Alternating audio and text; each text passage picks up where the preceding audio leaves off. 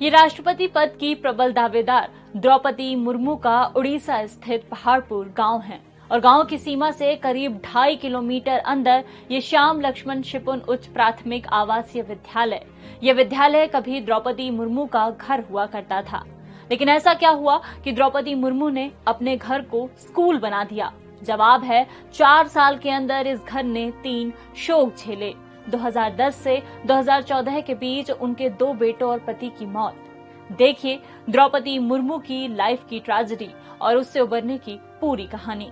उनकी लाइफ में पहली ट्रेजेडी हुई 1984 में, जब उनकी 3 साल की बच्ची की अचानक मौत हो गई। गांव में कोई भी इस बात का जिक्र तक नहीं करता।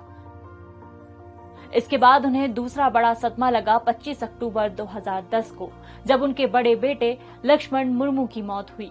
द्रौपदी की भाभी बताती हैं, जब बड़े बेटे की मौत हुई थी तब द्रौपदी 6 महीने तक डिप्रेशन से उभर नहीं पाई थी। इससे उभरने के लिए उन्होंने अध्यात्म का सहारा लिया। फिर 2 जनवरी 2013 को उनके छोटे बेटे बिरंची मुर्मू की मौत हुई, लेकिन वो द्रौपदी जो बड़े बेटे की मौत से टूट गई थी, उसी द्रौपदी ने छोटे बेटे की मौत पर रिश्तेदारों को फोन पर खबर देते हुए कहा, रोकर घर मत आना, जैसे सामान्य समय में घर में मेहमान आते हैं वैसे ही आना। इसके बाद 1 अक्टूबर 2014 को उनके पति श्याम चरण मुर्मू की भी मौत हो गई। विद्यालय के आंगन में लगी ये मूर्तियां दोनों बेटों और पति की है। जब बड़े बेटे की मौत हुई तो द्रौपदी बिल्कुल टूट गई थी, लेकिन छोटे बेटे की मौत के वक्त उन्होंने दृढ़ता से हालातों का सामना किया। मदद मिली मेडिटेशन से। इस बारे में रायरंगपुर में ब्रह्म कुमारी संस्थान की मुखिया ने दैनिक भास्कर को बताया, जब बड़े बेटे की मौत हुई थी तो द्रौपदी अंदर से हिल गई थी। हमने उन्हें मेडिटेशन के लिए सेंटर बुलाया। समय की पाबंद द्रौपदी 2014 तक सेंटर आती नहीं। गवर्नर बनने के बाद भी वो 1-2 बार आई।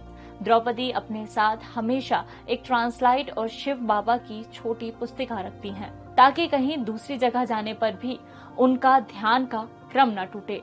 रायरंगपुर के उनके घर में ये उनका पूजा का कमरा है, ठीक बिल्कुल वैसा ही जैसा ब्रह्म कुमारी सेंटर का।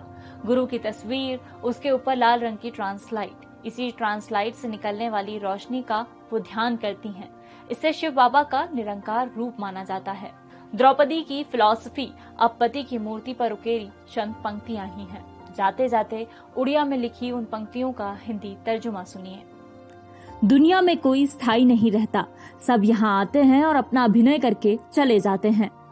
क्योंकि सच करीब से दिखता है,